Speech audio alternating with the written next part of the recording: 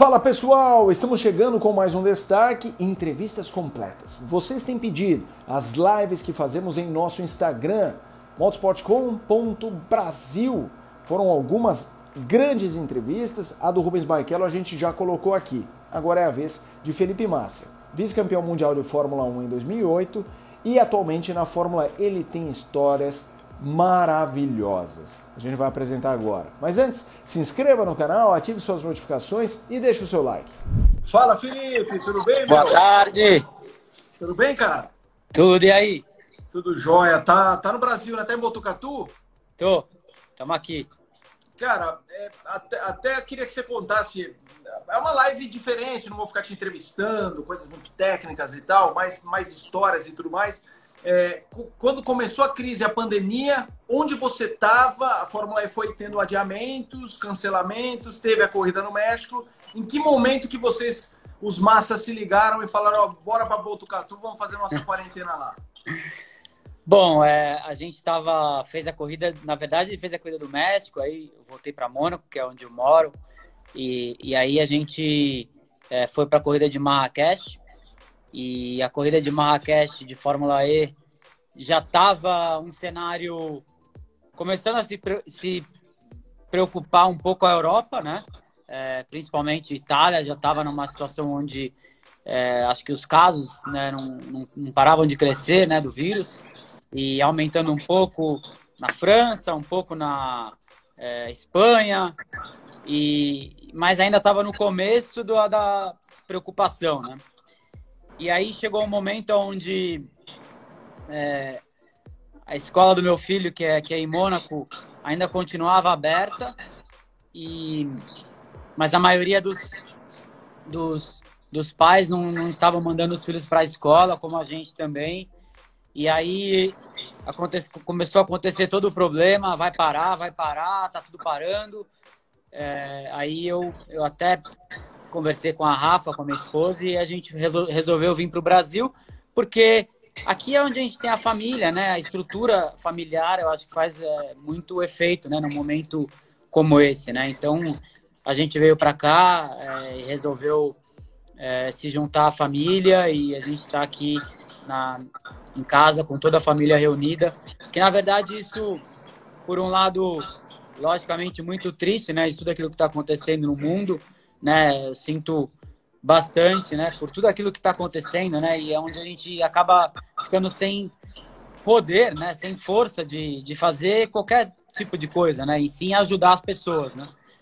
Mas, por um outro lado, a gente está reunido em família, que acho que é algo que não acontecia desde a época que eu fui embora do Brasil para morar fora. Eu tinha, acho que, 18 anos de idade, né? Filipão, só uma de Fórmula E que assim, eu entrevistei ontem o Cacá Bueno falando sobre Jaguar, e justamente pelo calendário ser metade, um pouquinho num ano e até a metade do ano, ele tá preocupado em relação ao Jaguar de não ter muito brecha no calendário, que ele teme que, vamos cancelar então essa temporada e já começa, quando der para voltar, já começa uma nova. Como é que você imagina a Fórmula E? Bom, eu imagino que os eventos devem acontecer. E depende daquilo que está acontecendo fora, né? Tipo, as coisas começaram a voltar ao normal, logicamente os eventos vão acontecer, até porque não vai mudar o calendário. Acho que o calendário é o principal problema, né? Que vem acontecendo em qualquer tipo de calendário, né? Em qualquer tipo de esporte também, né? No final. E então o calendário é algo onde a Fórmula E, como a Fórmula E faz um campeonato já que começa em um ano e acaba no outro, e acaba no meio do ano, né, em julho, a gente viu que mudanças já para o carro do ano que vem, que deveria mudar algumas peças, um facelift, né, para o carro do ano que vem, já foi cancelado, né, no final. Então, o carro vai ser o mesmo no próximo campeonato. Então, o que interessa é o calendário. Se vai passar o calendário, em vez de acabar em julho, vai acabar em setembro? Não sei. É algo que está sendo trabalhado durante o tempo, né? Então, eu acho que essa é a preocupação principal. Mas, na minha opinião, deve acontecer sim o campeonato. Quantas corridas? Onde? Aí é outra história que as coisas vão acontecendo durante o tempo e durante, né, essa pandemia dá uma uma melhorada, na minha opinião. Ô Felipe, quando eu fiz a live com o Barrichello, e a gente aproveita esse espaço para justamente tentar explorar aquele tipo de pergunta que não se faz em autódromo, tem piloto que tem como característica umas vitórias muito malucas. O Rubinho é uma dessas, ele tem umas corridas. E tem cara que geralmente quando ganha é o fim de semana dominante. Assim, você é o cara assim, aquela coisa. O cara domina a sexta, sábado, o próprio Senna. O Senna nunca ganhou uma corrida fora das 3 primeiras filas. Mas ele teve, claro, corridas fantásticas. Das suas 11 vitórias, qual que você acha que foi a mais dominante nesse sentido? Aquela implacável. Eu estou fazendo essa pergunta porque há pouco veio um cara e falou: Hi, cheers from Istanbul, Turkey. Você ganhou 3 vezes lá. Foi alguma de lá ou foi alguma no Brasil? Enfim, qual foi a corrida mais dominante que você teve? Acho que tiveram várias, né? Tiveram, sem dúvida, Istambul. Talvez não a primeira. A primeira eu vinha numa guerra com o Schumacher pesada, né? Porque teve um treino que ele foi mais rápido, outro treino eu fui mais rápido, aí chegou na classificação o Q1. Eu não lembro se tinha Q1, Q2 ou só Q1, Q2, Q2, Q3 ou só Q1, Q2. Eu não lembro exatamente. A única coisa que eu lembro é que do Q1 para a última, que fosse o Q2 ou o Q3, você tinha que pôr gasolina e classificar com combustível, né? Uhum. Mas aí a Q1 ele foi mais rápido e quando pôs combustível aí eu fiz uma volta perfeita e consegui a pole. Então a primeira em Istambul eu vinha lutando com ele o fim de semana inteiro. E aí eu larguei na pole, tive a sorte do safety car, né, que fez ele perder a segunda colocação para o Alonso. E aí a corrida, ele não conseguia passar o Alonso, a corrida caiu no meu colo que eu consegui abrir vantagem e ganhei a minha primeira corrida.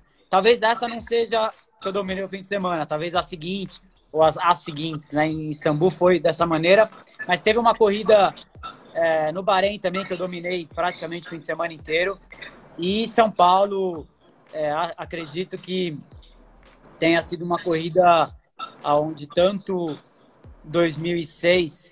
Mas 2006, o primeiro treino em Interlagos, eu lembro que eu tinha sido muito mal. Meu carro era traseiro pra caramba, a gente mudou o carro e do outro treino já melhorou. E aí, sábado eu dominei, praticamente, sábado e domingo. E tanto 2008 foi o ano onde a corrida que eu dominei tudo. Treino, classificação, corrida, tava tudo na minha mão, aquela corrida também. Como 2007 também. Eu entreguei a vitória para o Kimi, né? Mas no fim de semana eu dominei também. E teve a corrida de Valência. A corrida de Valência foi uma corrida... Você devia estar lá. 2008, né? 2008. Aquela corrida eu dominei o fim de semana inteiro também. Se tiver alguma outra, eu não estou lembrando. Tem a famosa corrida de Istambul, que eu não ganhei, mas eu dominei o fim de semana inteiro também. Istambul não, desculpa, Singapura. De 2008. Aconteceu todo aquele acontecido, né, na corrida, mas aquela corrida eu dominei o fim de semana inteiro também. Não tive a vitória, mas foi uma corrida que estava na minha mão também. E uma que eu perguntei pro Rubinho é assim, qual é a melhor corrida que você fez que ninguém lembra? O que é isso? É aquela corrida que você, de repente, tem um carro merda e chega em sexto, mas não aparece direito na televisão, sabe? Como uma corrida boa ou que, de repente, você quebrou. O Rubinho até contou uma que ele quebrou. Qual que é a melhor corrida da sua vida que talvez ninguém lembre? Tiveram muitas corridas, né? Tiveram até vitórias onde não era a minha corrida, né?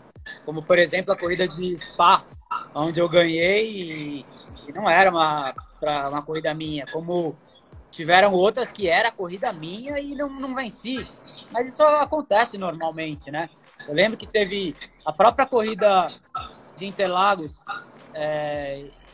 em 2000 que foi a minha última corrida, né, Interlagos, em 2017 com a Williams. Eu cheguei em sétimo, mas fiz uma corrida espetacular, né? E no final não venci. Tiveram muitas corridas, né? Tiveram muitas corridas onde foi espetacular. Uma corrida que eu fiz com a Sauber no Canadá, em Montreal. Aquela corrida foi espetacular. Eu cheguei em quarto, era como se fosse uma vitória. Eu lembro. Então tiveram muitas corridas realmente que era como uma vitória e não foi uma vitória, né? Foi um resultado melhor aquilo que era possível, né? Essa corrida em Montreal, se não, a última, na reta antes ali do Muro dos Campeões, se não me engano, você fez ela inteira olhando no retrovisor, porque ou o Weber ou o Coulter, um dos dois estavam ali na sua bunda. Sim, na minha bunda. Weber, foi muito... Era o Weber. Era o Weber. Massa, ontem, já que a gente ia conversar, eu revi Heroes, que é um projeto do motorsport.com, pô, espetacular. Espetacular. Eu queria que você contasse um pouco o bastidor, assim, quantos dias vocês ficaram ali? Porque eu achei muito legal quem a produção elencou para fazer parte. Assim, você, o Hackney, o Christensen, a Mouton, que talvez fossem pessoas que não passassem na cabeça do público geral reunir. Como é que foi? Eu acho que até vale a pena, né, passar para as pessoas em assistir o filme, porque é no motorsport.tv, que na verdade é um canal, né, de filmes e série da motorsport.com. E, na verdade, é um filme que eu não imaginava que iria ser dessa maneira, como as histórias, né? Até porque a gente não conhece 100% as histórias de todos os pilotos, desde quando começaram até o final da carreira ou onde eles estão nesse momento. Eles reuniram um grupo de pilotos que... acho que o Mika Häkkinen é o piloto talvez que as pessoas têm mais lembrança, né, daquilo que ele fez. Foi 2 vezes campeão mundial da Fórmula 1 com a McLaren. Só que o Mika Häkkinen, ele era um cara que disputou a carreira inteira com o Schumacher. Então, ele era... A história dele no filme conta muitos problemas que eles tiveram, ele e o Schumacher. E ele conta na realidade, na real, exatamente aquilo que aconteceu, falando bem e falando mal, né? No sentido, tipo, da história, né? E aí também é muito legal, tipo, falar também dos outros primeiros. Tem o Tom Christensen, que é o cara que mais venceu, né, campeonatos em carros de turismo, protótipo, Le Mans, né, até correu em DTM durante um tempo longo também. E a história dele também é espetacular, né? Tipo, conta o cara que saiu do nada, né? O pai que trabalhava num posto de gasolina e conseguiu conquistar tudo aquilo que conquistou. O Mr. Le Mans, né? O cara ele é conhecido, né? Monsieur Le Mans, não sei se é Monsieur ou Mr. Le Mans, não lembro. Mr. Le Mans, bom. E aí, tem a Michelle Mouton, que é a mulher, né? Que mais sucesso teve no automobilismo, né?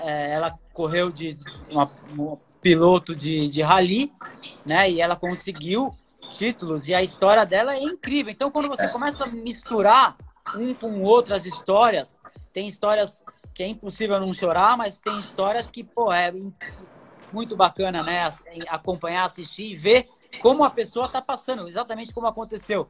E aí, voltando, né? São 4 vozes e 5 pilotos. O 5º piloto é o Schumacher, né? Então, passa histórias do Schumacher que ninguém viu, né? Tanto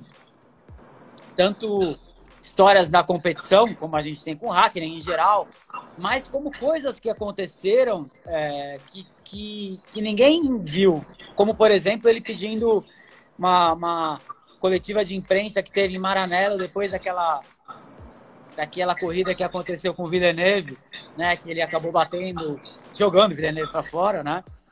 E ele pede desculpa, né, nessa coletiva. E em Maranello fechada, e na verdade eu não lembrava de... As pessoas não lembravam disso. Então tem muitas histórias que é incríveis, né? Que é bacana, e o filme é muito bacana, muito legal, e tem histórias onde é impossível, quem gosta de corrida, quem gosta de automobilismo, é impossível não gostar. E Felipe, até pegando esse gancho do Schumacher, é uma pena o que aconteceu, a gente sempre reza para que ele fique bem e tudo mais, ele e a família dele, mas até você sabe como é brasileiro, né?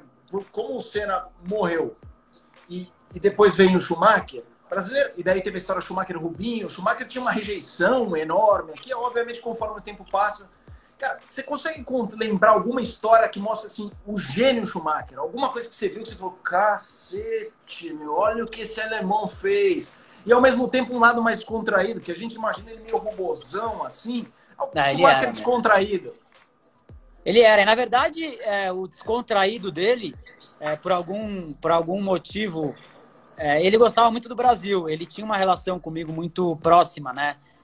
Não só comigo, com a minha família, com o meu irmão, com o Dudu e com a minha família em geral, né? E ele sempre tinha um carinho muito grande. E ele, cara, é impressionante o que ele gostava do Desafio das Estrelas, por exemplo, a corrida de kart. O Schumacher sempre foi um cara muito ligado ao kart, ele sempre foi apaixonado pelo kart, sempre quando ele tinha um tempo ele ia, andava de kart, ele era mecânico e piloto ao mesmo tempo. E o Desafio das Estrelas, ele era um cara que você fala assim, esse cara tá gostando, porque ele era até diferente, aberto, falava, curtia, tava em todas as almoços, jantar com todos os pilotos. Ele realmente gostava muito daquilo, né? Então, a gente se divertiu muito no Desafio das Estrelas de kart, né? Com ele aqui no Brasil, como não esquecendo de Madonna de Campilho, que era um evento que a Ferrari organizava junto com a Philip Morris, que era um evento incrível, né? Como você teve a chance de ir, né? E ele amava aquilo também, se divertia. Agora, ele era um cara duro, ele era um cara fechado, ele era um cara que, tipo assim, se ele não conhecesse a pessoa, ele não tinha esse negócio de risada, cara, tipo... Ele era um cara fechado, né? Ele era um alemão, realmente um alemão fechado. Então, você tinha que conhecer ele, entender ele, para durante a hora que ele relaxasse com você, aí ele ia mostrar realmente aquilo que ele era, né? E, por exemplo, eu tive uma história com ele, onde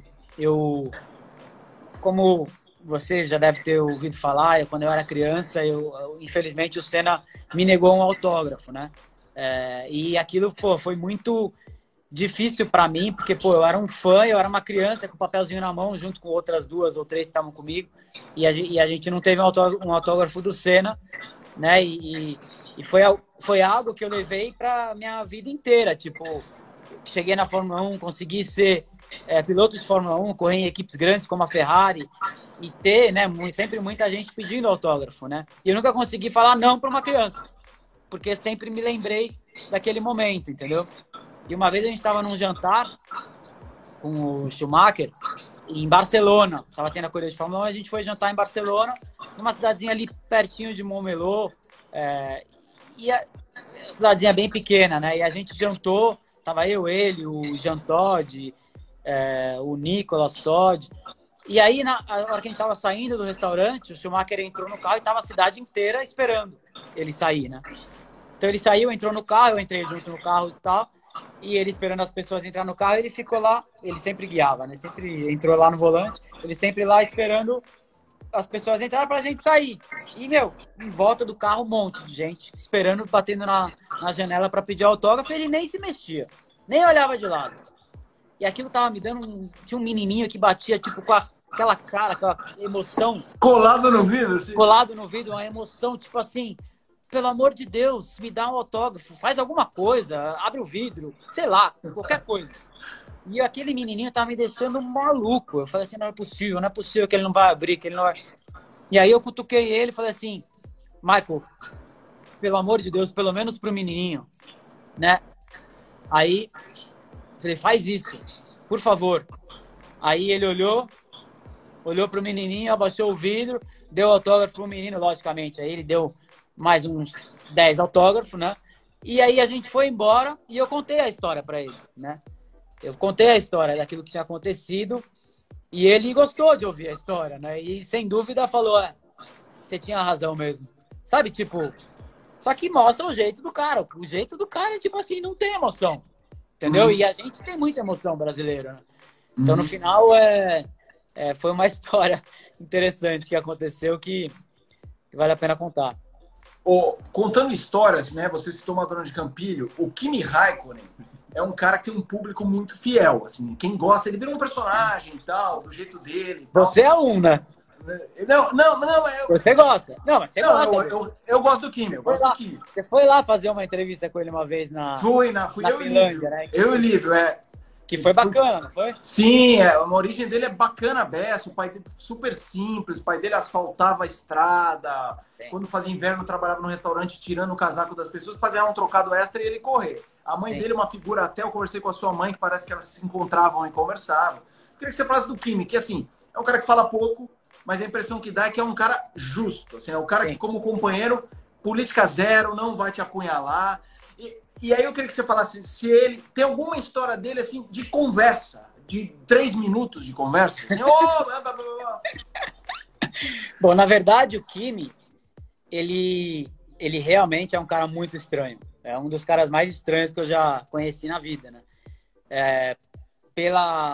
Pelo jeito dele, ele entrava na reunião de manhã com todos os engenheiros e o oi, bom dia dele era tipo assim, entendeu? Mas trabalhava, tal, falava aquilo que ele achava que era necessário, o que ele não achava que era necessário, ele não falava. Na verdade, falava muito pouco, eram poucas coisas que ele achava necessário, para falar a verdade. Cara, ele era um cara muito justo, ele era um cara que não tinha esse negócio, mas eu quero, mas é para mim, mas tem que ser dessa maneira. Isso não tinha, entendeu? Então, eu tive um trabalho, uma relação profissional com ele muito boa. E qualquer tipo de situação, a gente sempre lidou muito bem com a equipe, né? A gente sempre trabalhou muito bem com a equipe, no sentido tipo assim, cara, é assim, é assado e vamos seguir em frente, entendeu? Então, ele sempre foi um cara muito justo, honesto nesse sentido, entendeu? E independente da situação. E agora, ele tomando 2 taças de qualquer coisa, cara, ele não consegue parar de falar. E é uma situação completamente o contrário da situação dele, que você vive todos os dias. Ele fala pouco, não dá falar nada, não dá bom dia, ou boa tarde, ou tchau, ou o que for. Mas ele é um cara que tomou 2 taças, ele te abraça, ele não para de falar. Se você tem que parar ele para falar, é minha vez agora, cara. Pô, deixa eu falar, entendeu? E já aconteceu várias vezes, depois de uma corrida, se encontrar à noite em alguma festa, né, que tava tendo, e ele, porra, começar a grudar em você e não parava de te abraçar, de falar e contar a história, e falar, e falar, e falar. E ser tipo assim, meu, deixa eu falar também, não é só você, né? Então, ele é um cara exatamente assim, um cara muito estranho, tipo assim, não dá pra entender a reação que ele vai ter só quando ele tomar alguma coisa, aí dá pra entender, entendeu? Não, Madonna de Campinas em 2008, ano E Madonna de Campinas, exatamente em 2008, ele foi campeão em 2007, quer dizer, 2008 ele era o cara lá, né, Madonna de Campinas, no começo do ano, em janeiro, e teve uma história com o Schumacher, né, que ele encheu a lata e a gente tava Lembra que a gente tinha os eventos durante o dia, ia esquiar, e aí tinha coletiva de imprensa, o que for. Cada dia tinha uma coisa diferente, né? E aí chegava à noite, a gente ia num restaurante na montanha, em algum lugar, e para jantar com todos os jornalistas, com todas as pessoas que faziam parte, que fazia parte do evento, né? E nesse jantar ele já chegou meio alegrinho, aí ele começou a tomar. E aí, ele começou uma hora, o Schumacher estava junto, na mesa do lado. Não, na mesma mesa, né? Ele estava junto. Só que do outro lado, na frente, né? E ele começou a tomar e ele começou a passar do ponto, né? E chegou uma hora, ele começou o Schumacher estava com uma calça de couro e um fivelão. Não, um fivelão aqui na cintura que ele usava sempre. Várias vezes ele usava a bota. Parecia que ele era um cowboy, né? Ele tava com uma botona, só faltava a fivela.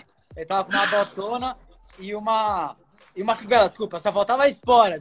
Espora. E ele tava com uma fivelona assim, tipo de, sei lá, de prata, ouro, sei lá o que era, que ele usava como se fosse um cowboy, né? E aí, cara, o Kimi passou do ponto, não aguentou e começou a querer sacanear o Schumacher. E aí ele começou a falar, tal, aí de repente ele começou a chamar o Schumacher de Texas Rangers. Texas Rangers! E no começo o Schumacher não estava gostando.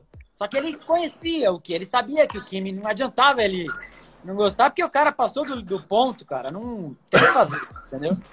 E aí ele começou a fingir que não era com ele, né? E aí os negros começaram até a dar uma cutucada no Kimi e ele, ei, Texas Rangers! Texas Rangers! Aí chegou uma hora, o Schumacher começou a rir e fingiu que... Mas, logicamente, ele não tinha gostado muito. Não, nesse dia, Felipe, a gente estava esperando um teleférico para descer a montanha, jornalistas brasileiros, éramos 4, eu acho, e com as esposas. Quando a gente tá para entrar, fura a fila, assim, o Kimi, meio trôpego, assim, ele, eu acho que era o Loris Capirossi, eu não me lembro se era o ano do Loris Capirossi, umas 2 meninas e, sei lá, mais uns 3 caras da Ferrari, assim. Eles entraram no teleférico da frente e a gente ficou no de trás. Depois de aquele que descia, sei lá, 10 minutos de teleférico, quando as primeiras 2 esposas do nosso teleférico, tipo, minha mulher, a mulher de um outro jornalista saíram, elas falaram assim, nossa, o Kimi tá pelado. Cara, tava tipo menos... Era essa noite. Era essa noite. Era Tava essa tipo noite. menos 6 graus, o cara saiu do teleférico, aí a gente saiu, e aí tá o carinha do teleférico, um italiano que devia ter, sei lá, 70 anos. Imagina esse velhinho, saiu o Kimi Raikkonen, campeão da Ferrari, pelado, e ele tava assim, mamma mia, mamma mia. É muito bom. Eu acho, tipo assim, eu não... Logicamente, eu encerrei a minha carreira na Fórmula 1, fui acompanhar algumas corridas, mas eu acho que com os filhos ele deu uma relaxada, ele sorri mais. Eu acho que ele deu uma tranquilizada, eu acho, daquilo que ele era antes. Até, tipo, sem bebê. Sim, não, até pelo Instagram, você vê no Instagram dele, ele parece outra pessoa. Eu acho que ele é bem próximo. Eu lembro uma vez, tinha uma corrida de Fórmula 1 na Áustria, e ele tava com o filhinho, tá? E aí o filhinho dele começou a brincar com o meu filho, que era bem mais velho, começou a brincar, e ele era bem pequenininho, o filhinho dele. E era o Kimi que tava tomando conta sozinho, quer dizer, não é que, tipo, deixa pra lá, e ele ajudava, né? Tomar conta, sem dúvida, bem familiar, assim, bem próximo da família. Isso é bacana de saber também, né? Ô, Felipe, tem uma coisa no seu currículo que quase ninguém nunca explorou, porque é o tipo de pergunta que se não faz uma TV, eu vou fazer na live. Você mandou um Ron Dennis tomar no cu.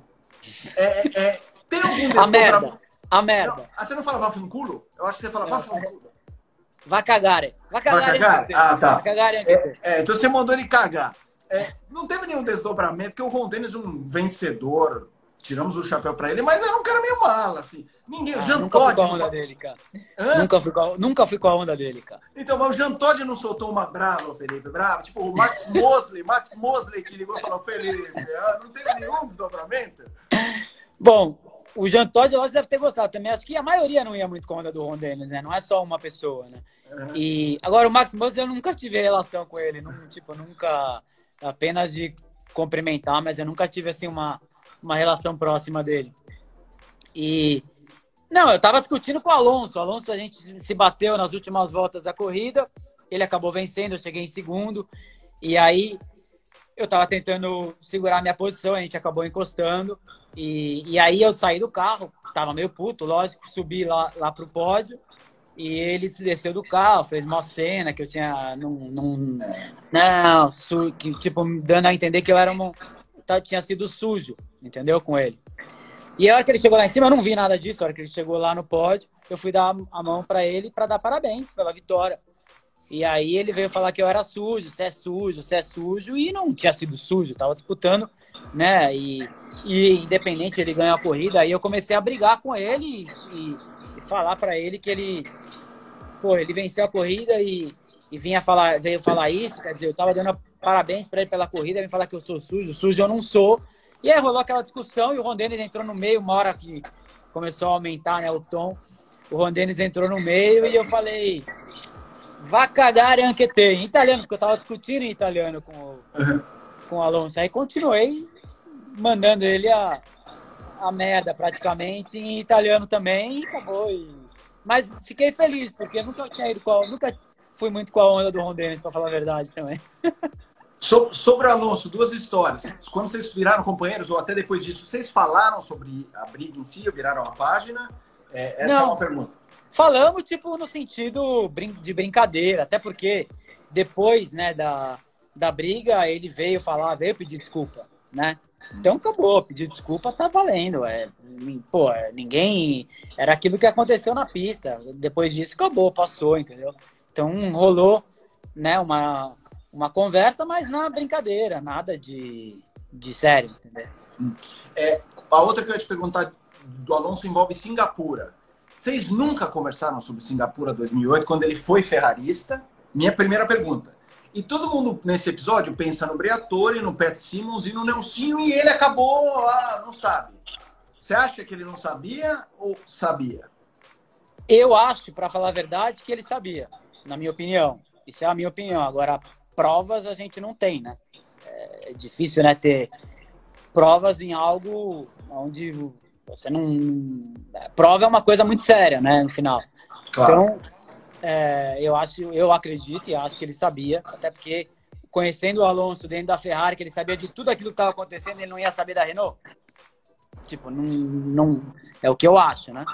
Agora, Vocês conversaram? conversamos no sentido, uma vez que a Singapura falou assim, aquela vez que você me fudeu, né? No sentido de aquela vez que você me ferrou, né? E ele falou assim, não, eu não tive nada a ver com isso, eu juro por quem for, eu juro que eu não tive nada a ver com isso, não foi comigo, não fui eu. Não adianta também discutir, né?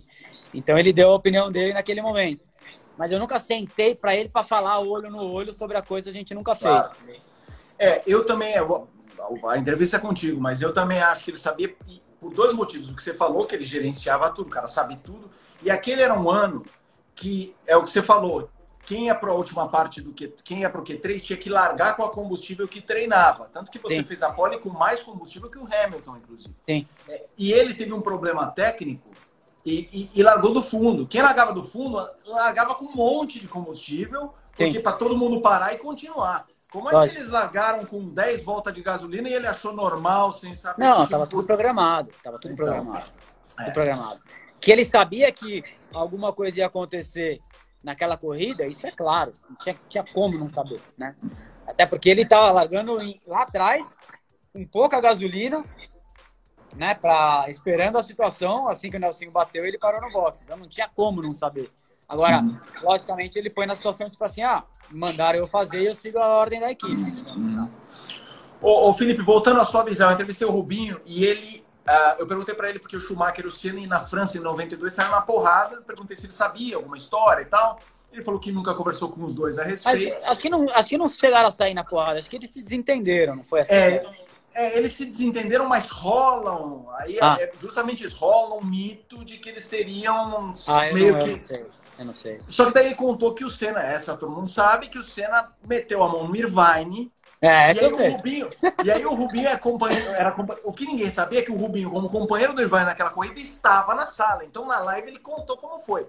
Você já viu o pau comer entre dois pilotos assim na Fórmula 1 ou turma do deixa disso? Tem alguma história boa? Não, já vi o pau comer no kart várias vezes, né? Já vi mecânico dar com o eixo nas costas do outro no kart. Logicamente não era ligado ao NIM, né? Mas já vi o pau comer várias vezes, né? E aí teve até uma cena, meu pai, uma vez ele saiu de uma corrida, um cara deu nele, corrida de Fórmula 1, ele deu nele, o cara deu, e aí meu pai saiu do carro e foi discutir com a pessoa. Até esqueci o nome do cara, ele foi discutir com a pessoa. E aí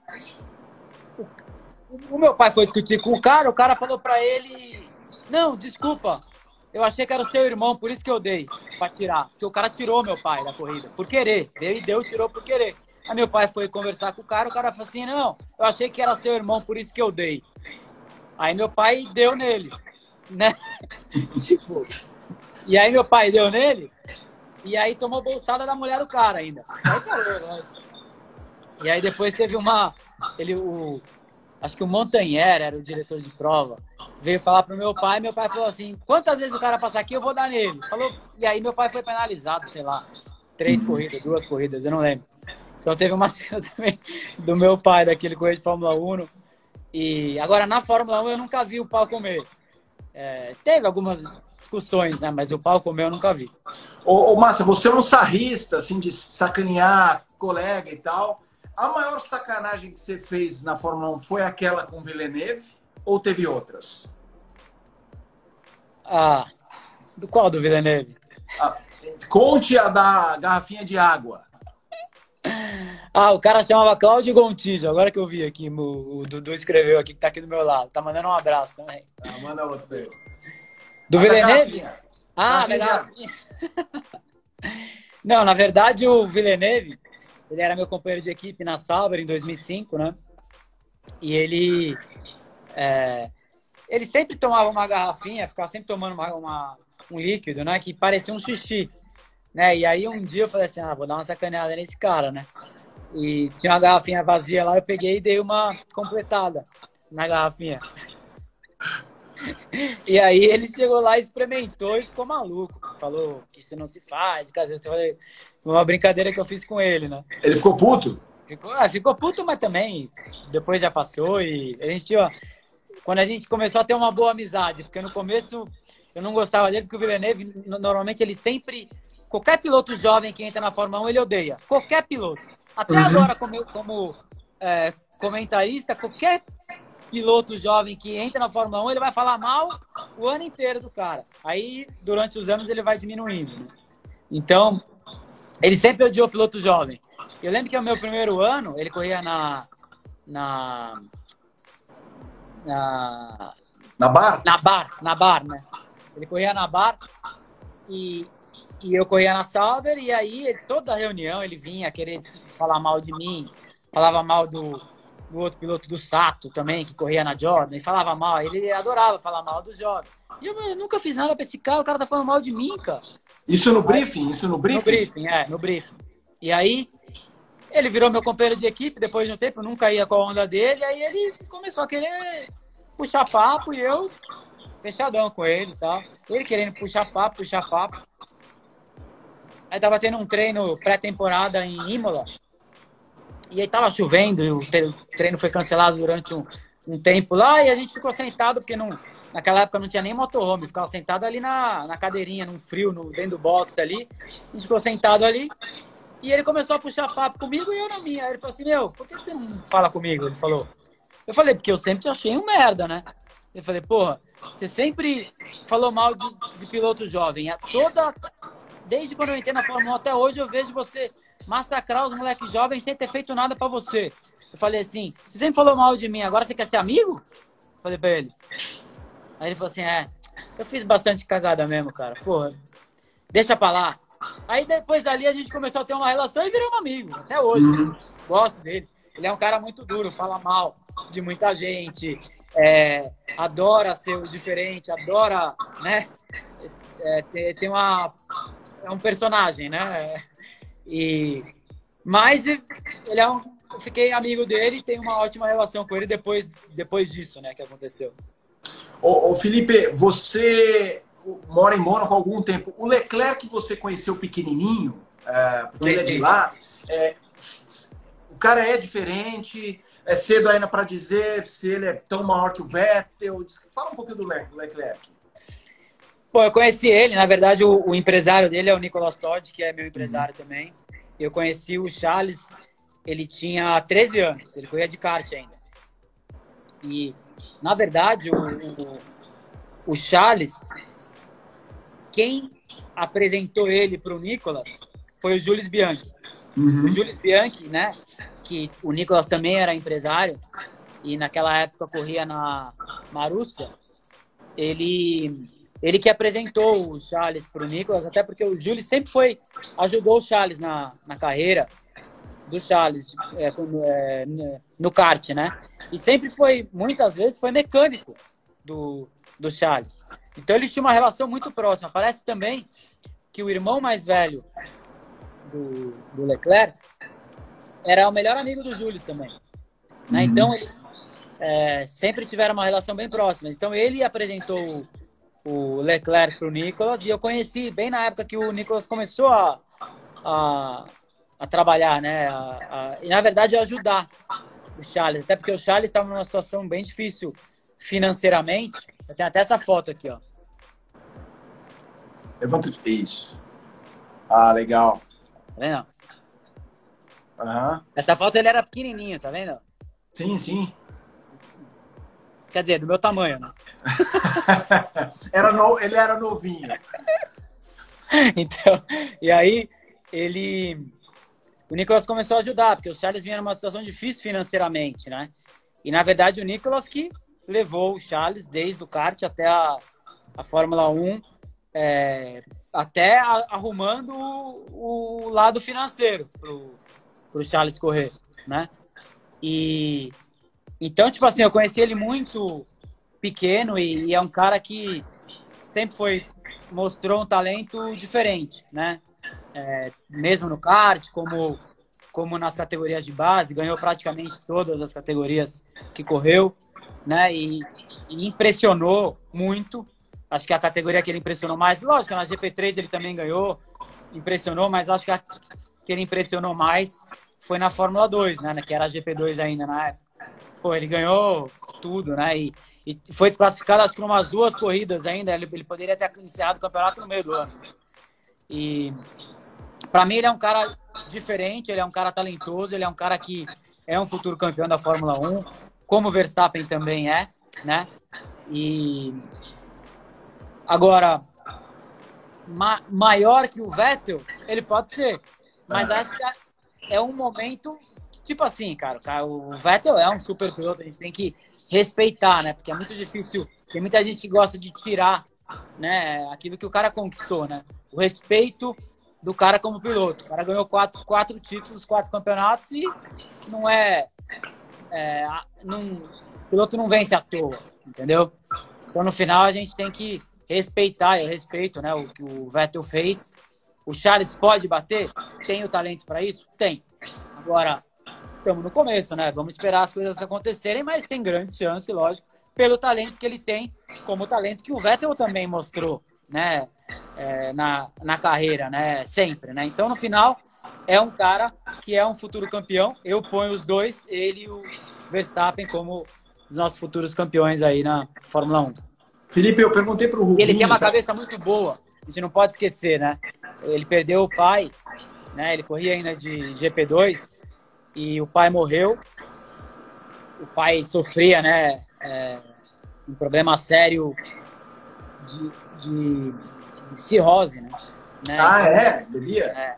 Ele perdeu o pai muito cedo, né? E ele corria de GP2. Eu lembro até hoje, o pai dele morreu e ele ganhou a corrida violentamente, né? Foi em Baku, corrida de Baku. E isso mostra a cabeça que ele tem, né? Ele tem uma cabeça muito boa. Ele consegue trabalhar muito bem com a pressão. Então, isso sem dúvida, é importante também, além de sem esquecer do talento que ele tem. Até o ano passado ele ganhou a primeira na Fórmula 1, depois da morte do piloto da GP2, que também era amigo dele. Exatamente. Felipe, eu perguntei para o Rubinho assim, Rubinho, se você tiver que montar uma mesa, pode ser um jantar, não precisa ser um boteco, só com um piloto legal, que de repente nem é teu amigo, assim, não precisa ser um brother, mas gente legal, para o público saber uns caras legais da Fórmula 1. Monta aí, Márcio, uma mesa com 5 caras, 6 caras, pilotos... Da Fórmula 1 de hoje? Não, pode ser da sua época, pode ser do passado. Cara que de repente nem é teu amigo, mas que é gente boníssima que de repente as pessoas não sabem. Bom, o Coulter tem que estar, porque esse é um maloqueiro de primeira. É mesmo? É mesmo? Esse é uma figura. O Coulter tem que estar, o Rubinho, até pela relação que eu sempre tive com ele, né? Sempre uma relação muito boa. Tivemos muitos jantares e muitas risadas, né? Durante a nossa carreira junto aí, continua tendo. Eu gosto muito do Richard. O Richard, puta, cria cada uma que num jantar e em qualquer situação que é muito engraçado também, né? Iria pôr o Schumacher junto. O Senna também era um que eu gostaria de ter tido uma relação melhor. Eu não conheci, né? Infelizmente ele morreu, eu era criança ainda, né? E que mais? Bom, o Coulter, né? Que eu falei. Estão perguntando aqui no Coulter assim, Felipe, você brigou com o Coulter em Imola 2004? Não. A gente rolou uma briguinha, né, de ultrapassagem e ele tinha jogado o carro para cima de mim. Eu mandei um dedo para ele, aí depois ele veio discutir comigo. Mas nada demais. Aí depois é um amigo, sem dúvida. É um cara muito legal, muito bacana, né? E pô, quem mais, cara? Tem muitos pilotos legais, né? Tem uma ótima relação com o Leclerc também. Cara, o Vettel é gente boa? Vettel é gente boa? O Vettel é gente boa, mas ele é um cara também meio fechado, meio alemão, meio travado, né? Mas ele é um cara bacana, ele é um cara que ele tem um bom coração, é um cara legal. O Kimi, podemos esquecer do Kimi, pô. Porra, no boteco ele tem que ir, né? Ô, Felipe, vamos supor, eu vou dar um casamento... Ia ser legal juntar o Kimi com o James Hunt, né? Opa! bebida e mulher não ia faltar, né? Mas, ô, Felipe, eu perguntei essa também para o Rubinho, assim, quem não pode ser juntado numa mesa? Dois caras que, de repente, se odeiem, não precisa ser você, assim, vou dar um jantar na minha casa, você olha ali e você fala, ó, não bota esses dois aqui na mesma mesa que vai dar problema. Sei lá, cara. Acho que de graça e o Nelsinho. Essa eu conheço. Sei lá. O Rubinho acho que o Ralf Schumacher era um cara que muita gente não gostava. Né? Então, o Rubinho falou dele também, né? Um cara estranho pra caramba. O Ralf. O Ralf. O Rubinho falou a mesma coisa. Ralf Schumacher falou que nem o Michael se dava muito com ele. Não mesmo. Mas falou isso, falou que é um cara estranho, que não fazia mal pra ninguém, mas é um cara... Mas ninguém muito ia com a onda. Agora falando de um cara sério que você conhece bem, que é o Hamilton. Sim. O Hamilton surgiu lá, xodó, fenômeno, foi campeão naquele super duelo com você. Aí ele rompeu com o pai, né? Deu uma despirocada, teve até um ano que você e ele bateram umas 5 vezes. Singapura, você foi tirar satisfação com ele no cercadinho e tal. Ele tava meio matusquela, tinha a namorada dele e tal. E agora parece que ele se encontrou, esse é o Hamilton, assim, o cara virou celebridade, um baita de um piloto. Você acompanhando um pouco nessas fases, escreve um pouco desse Hamilton mutante, que outro dia até você deu um jantar no GP do Brasil, ele foi, então acho que vocês têm ali, se não amigos, uma relação boa. Fala um pouquinho sobre ele. Não, o Hamilton, ele é um cara que, logicamente, ele mudou muito desde a época que ele corria antes da Fórmula 1. Para falar a verdade, eu conheci ele corria na GP2 e ele corria na equipe do Nicolas Todd, que é o meu empresário. Eu lembro até hoje, teve uma vez que a gente foi... eu tinha ido para Paris, o Nicolas morava lá em Paris e o Hamilton estava, acho que na equipe lá em Paris, que era lá perto de Paris, a equipe que era arte, né? E ele estava lá na equipe e o Nicolas deu uma carona de Paris para Manicure. E aí, o Nicolas tinha um Porsche que tinha 4 lugares, mas os 2 banquinhos de trás era bem pequenininho, bem estreitinho, né? E aí, pô, chegou lá, eu vejo o Hamilton falou, não, deixa eu ir na frente porque eu sou maior que você. Eu falei, não, você vai atrás, tá louco? Vai atrás, eu vou na frente. Ah, mas então vamos... Então tá bom, vai. Aí ele foi atrás. Aí ele se espremeu ali, foi atrás, era umas 2 horas de viagem, 2 horas e meia. Aí a gente foi, chegou uma hora que começou a reclamar, a gente parou no posto para pôr gasolina. E ele falou, agora eu vou na frente, você vai atrás. Eu falei, não, você vai continuar atrás, cara. Vai na frente nada, vai atrás. Aí ele, porra, aí ele já tava meio dando uma reclamada. Mas ele era um cara diferente, ele era um cara legal, ele era um cara que conversava bastante, ele era um cara, tipo, era um cara sempre determinado, era um cara que mostrava que, tipo, quero ir pra Fórmula 1, quero vencer. Ele sempre teve isso a linguagem dele era essa, desde antes da Fórmula 1, né? Ele sempre era um cara muito determinado, né? E mostrava a personalidade forte que ele tinha desde aquele momento, tipo, determinado, né? Com o sucesso, com a vitória, né? E aí, depois, uma relação boa que a gente tinha, conversava às vezes, não era uma amizade, né? Não eram amigos, mas tive várias vezes com ele, teve uma festa depois da coisa de Monza, quando ele tinha acabado de ser campeão, e teve uma festa numa discoteca lá em Milão, e aí ele veio e curtindo e tal, e aí ele falou, agora eu vou pra Fórmula 1, nós vamos bater roda, vou te dar pau. Falou assim, tipo, ele sempre foi um cara muito determinado, né? E aí eu, porra, legal, vamos sim e tal, não sei o quê, e beleza. Aí ele entrou na Fórmula 1 e tal, começou a mudar um pouco, e aí o tempo foi passando e tal, ele foi sempre distanciando um pouco dos pilotos. Ele nunca... Você pode ter certeza que... Acho que não deve ter um piloto que ele deve ter uma relação na Fórmula 1. Nenhum, né? Que corre de Fórmula 1.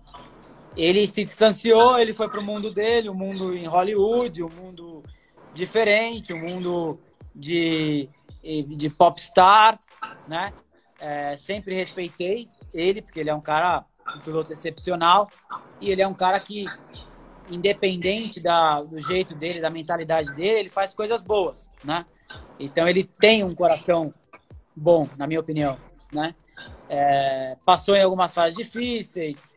Lembro que ele tem uma fase difícil com a namorada, com o pai. Então, tipo, ele sempre passou por momentos meio difíceis na carreira. Eu não vejo ele um cara feliz, na minha opinião. Não vejo ele um cara feliz. Eu vejo ele um cara que, tipo, lógico que precisa do resultado, precisa, né? Tá aparecendo, precisa tá, né, no mundo dele que ele vive, mas eu não vejo ele um cara 100% feliz, até pelo aquilo que eu é a minha opinião, não, nada contra, mas eu acho que ele é um cara tipo focado naquilo, mas talvez na vida dele, vida pessoal dele, eu não sei se ele tem uma vida 100% feliz, na minha opinião, entendeu? Em termos de amizades, né, em termos de coisas onde te traz felicidade, na minha opinião, entendeu?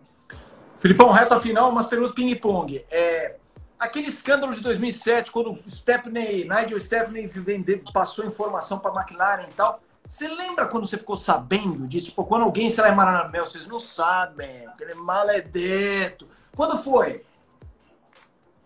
Não, eu lembro. Lógico que eu fiquei sabendo mais em função do que saía na imprensa. E aí, quando começou a sair na imprensa que o Nigel Stepney estava no negócio, estava no caso, eu perguntei, para as pessoas que eu perguntei falaram e me contou exatamente a situação como tinha acontecido e falou, esse negócio vai longe e vai dar um problema muito sério no lado legal, né, para a McLaren. Filipão, e aí aconteceu, a situação aconteceu do Nigel Stepney se matar, né, cara? Tipo, depois de todo o acontecido, né? O Nigel Stepney, eu não lembro se era um ano depois, um pouquinho depois de tudo aquilo que tinha acontecido, ele parou o carro na estrada na Inglaterra, desceu do carro, tava vindo um caminhão, se jogou na frente do caminhão e se matou. Pô, não sabia como tinha sido não, cara. Caceta. Você uma vez teve uma foto com o Michael Jordan. Como? Uma foto, acho que você encontrou o Jordan, não me lembro. Encontrei ele num restaurante, né? Em Mônaco, no Sas Café. E aí foi só uma foto mesmo ou chegou a conversar? Não, foi espetacular, cara. A gente chegou para jantar e na verdade chegou para jantar eu, o Galvão Bueno, com a Rafa. Era até aniversário da Rafa, da minha esposa, né? E a gente foi jantar, tava eu, a Rafa, o Galvão, a Desirê e o Ronaldo, jogador de futebol. Ronaldo Fenômeno. E ele tava fazendo um evento em Mônaco e a gente combinou de jantar no Sas Café. E chegou lá, na mesa próxima, né? Tava o Michael Jordan. E, puta, cara, gente boa, cara legal. A gente começou a conversar e cara, rolou, tipo, praticamente um jantar, não só com o Ronaldo, né? Com o Galvão, mas um jantar que, tipo... Junta a mesa. Ele juntou a mesa, veio junto e, cara... Foi bacana, depois a gente foi lá pra dentro, que aí o restaurante vira meio que uma baladinha, né? Uma discoteca. E ele passou o tempo ali curtindo com a gente. Ele tinha acabado de casar, o Michael Jordan. E, cara, um cara espetacular, super humilde, super simples, por tudo aquilo que ele venceu, que ele passou. E, cara, foi uma experiência muito legal, muito bacana que eu tive. O Eric Clapton. Você ainda fala com o homem, com Deus da guitarra e tal. Você tem histórias ótimas. Tem alguma para contar? Como é que tá o Eric Clapton? O Eric Clapton ele era um cara que sempre foi apaixonado por corrida, pela Ferrari, né? E sempre acompanhou e por algum motivo ele gostava de mim, né? E me acompanhava e torcia por mim. E aí teve uma corrida no Bahrein, que acho que era 2007. Ele chegou lá e, tava no boxe, eu conheci ele e tal. E aí ele, você vê que, tipo assim, o Eric Clapton tá aqui conversando, tipo, querendo ficar comigo, querendo ficar do meu lado, querendo, sabe, tipo... E, cara, foi muito legal, passei o fim de semana inteiro, virei amigo dele. E lembro até, no final da corrida, eu dei um capacete pra ele e falei que era um cara que eu sempre tive um carinho muito grande, né? E aí a gente virou amigos, eu dei um capacete para ele, ele me deu uma guitarra dele, assinou a guitarra, mandou pôr uma guitarra com o símbolo da Ferrari e tal, e assinou para mim e me deu a guitarra de presente. e fui na casa dele algumas vezes e encontrei ele muitas vezes também. E toda a corrida ele mandava uma mensagem: boa sorte, estou aqui na torcida e tal.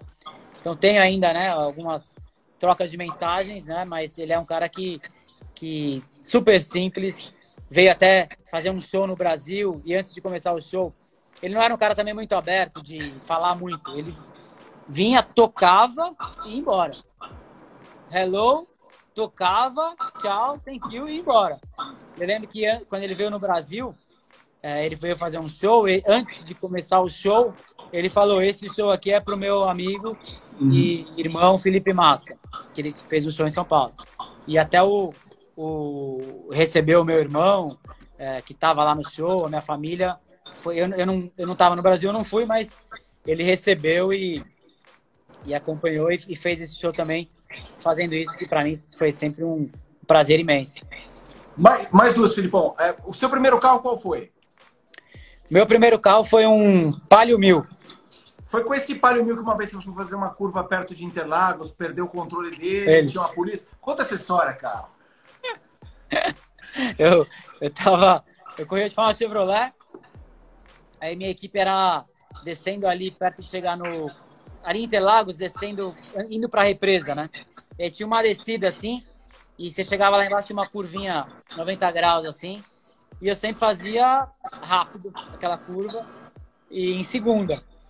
Aí eu tava vindo outro dia, empolgado, falei assim: acho que hoje eu vou tentar fazer em terceira. Pensei, né? Hoje eu vou tentar fazer em terceira. Aí eu freiei, reduzi, meti terceira, entrei, dava pra fazer em terceira.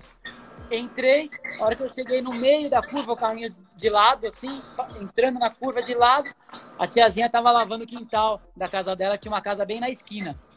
Ela tava lavando o quintal da casa dela, desceu água bem no meio. No meio, a hora que eu entrei, eu vi, tava tudo molhado. A hora que pegou, já tava no limite do limite, né, fazendo a curva.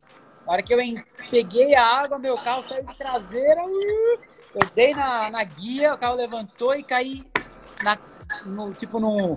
num canteirinho que tinha, assim, caí no canteirinho assim, e o carro, as duas rodas virou pra dentro, assim, e caiu no canteirinho. Aí eu falei assim: nossa, não é possível. Aí de repente eu olho no retrovisor assim, chegando um carro da polícia. Aí o carro da polícia parou assim, desceu os 4 negros com um revólver assim, apontado pra mim. Aí eu levantei a mão assim e falei: não, nada, só bati. Aí o cara: tá bom, então desce. Aí eu desci do carro, na hora que eu desci do carro, os caras abaixaram a arma e tal. Viram que eu tinha feito uma bela de uma cagada. Não fizeram nada, pra falar a verdade, mas viram a cagada que eu tinha feito. A tiazinha começou a me xingar da casa. E aí, beleza, os caras foram embora. E aí, a hora que eu olhei o meu pé, a hora que eu desci do carro, eu pisei na merda ainda. Essa foi um acontecido de um menino sem muita responsabilidade naquela época. Valeu, Filipão. Eu falei que eram duas, mas vai acabar o tempo. Queria te agradecer, Filipão. Brigadão. Valeu, para Filipão. toda a família. Você se também cuida, aí, meu velho. Se cuida. Todos nós. Valeu. Abração, cara. Valeu. Abraço. Valeu, pessoal. Aí o bate-papo com o Felipe Massa. Temos feito grandes entrevistas no Instagram e nós disponibilizaremos para vocês o conteúdo completo aqui no canal do YouTube do Motorsport.com. Opine, comente, construa esse espaço conosco, se inscrevendo, dando seu like e ativando as notificações. Até a próxima. Tchau, tchau.